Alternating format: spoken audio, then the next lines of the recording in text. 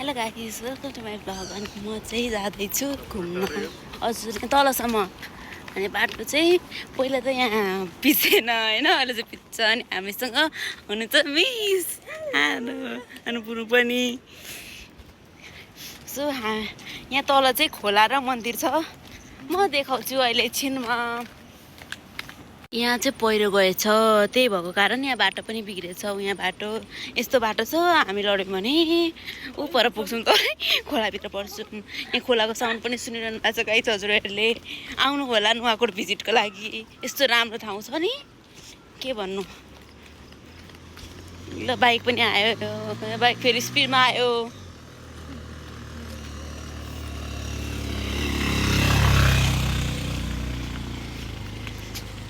जङ्गल जङ्गल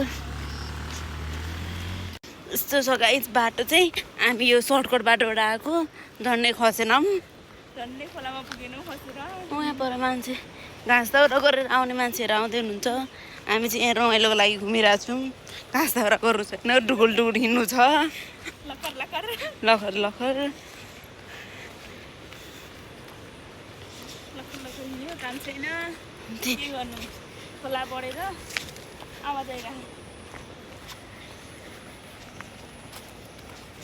कसले हो एउटा मान्छे छ क्या, त्यो मान्छेले नोटबुक के भनेछ, त्यसले कस्तो राम्रो राम्रो टिकटकको हालेर आउँछ। यता आधी खोलाको त्यो यहीँ तादी गाउँपालिकामा काम गर्छ जस्तो त। देखाउने वाउ कस्तो राम्रो ठाउँ, हरियाली हरियाली। खेत रोपिसक्यो मान्छेहरूले, धान गाडेको पनि हाम्रो तराईमा अहिलेसम्म रोपेको छैनन् होला होइन। त्यसले त यति राम्रो ठाउँ छ, कस्तो राम्रो। 3वटा बाली हुन्छ यो ठाउँमा, यस्तो राम्रो छ हो, यस्तो राम्रो। मान्छेले गरी खान जानेको ठाउँ पनि त्यत्तिकै राम्रो। हेर्नु न कस्तो दामी चाहिँ यस्तो ठाउँमा। यो ठाउँ स्वर्गभन्दा कम छ र? यो स्वर्गको एउटा टुक्रा जस्तो टुक्रा हो, हाम्रो नेपाल भनेको स्वर्ग हो। यहाँ छ खोला, खोलाको साउन्ड आइरहेको छ। राम्रो खोला आइरहेको छ, देखाइदिनु न एउटा। मै छस्छु होला खोलाभित्र, देखाइदिनु भनेर। यहाँ एउटा सानो झरना छ अनि अर्को झरना चाहिँ यहाँ हुनुहुन्छ। ए लडिन्छ। There is one jharna, another jharna is here. हाई झरना, यो झरनाले चाहिँ हाई भन्दैन है गाइस। मोहम्मद सरको झरना हो है। मोहम्मद सरले मलाई क्या एउटा झरना देखेर स्मृति बिचको झरना भनेर, यहाँ तल मन्दिर छ।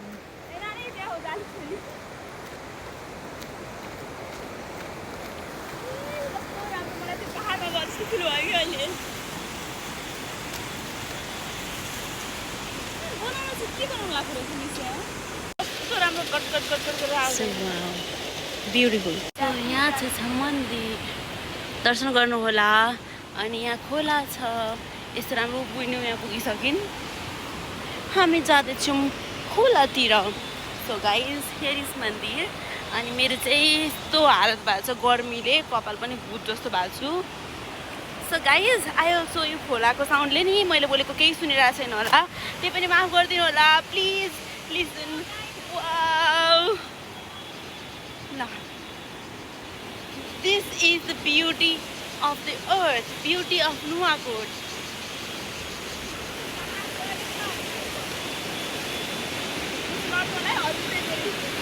म चाहिँ